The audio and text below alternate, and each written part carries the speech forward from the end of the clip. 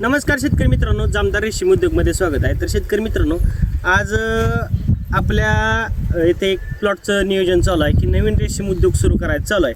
तर ह्या रेशीम उद्योगासाठी आपण आता हे जे 2 सऱ्यांमधील अंतर आहे ते 7 फूट घेतलेलं आहे, म्हणजे 3.5 फुटाची ही जी टोटल सरी आहे ही टोटल सरी 3.5 फुटाची आपण घेतलेली आहे. आणि ह्याच्यामधली एक सरी साईडला ठेवून त्यानंतर एकाड एक सरी ह्या पद्धतीनं आता तिची लागवड चालू आहे. तर लागवड करण्याची योग्य पद्धत पाहूया आपण. तर आता ही जी लागवड करण्याची योग्य पद्धत आहे ती अशा पद्धतीने चालू आहे. ही जी काडी आहे ती काडी आपण तिरकी खवत आहे. जमिनीमध्ये तिरकी खवल्यानंतर काय होतं की जो काय त्याचा स्पेस आहे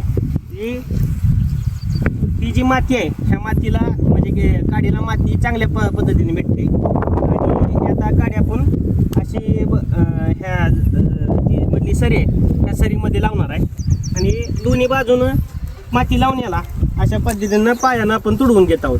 त्याच्यामुळे काय होतं की पायानं तुडवल्यामुळं जी काडी आहे ती घट्ट बसते आणि चांगल्या पद्धतीने ही जी काडी आहे ती सेट होते. तर ही तुम्ही बाकीचा प्लॉट बघू शकता.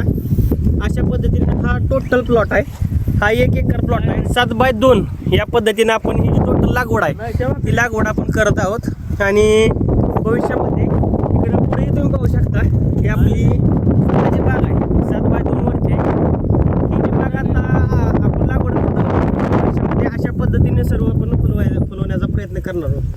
तर ज्या शेतकऱ्यांना नवीन बागेची लागवड करायची त्यांनी 7 फूट बाय 2 फूट या पद्धतीने लागवड करावी. आता आपण काडी लागवड केली अशा पद्धतीने टोटल सर्व जी काडी होती अशा पद्धतीने आपण एक समान आणि एका लेवलमध्ये मोजून घेतलेले आहे. आणि आता ह्याला आपण पाणी द्यायचं काम सुरुवात करणार आहोत.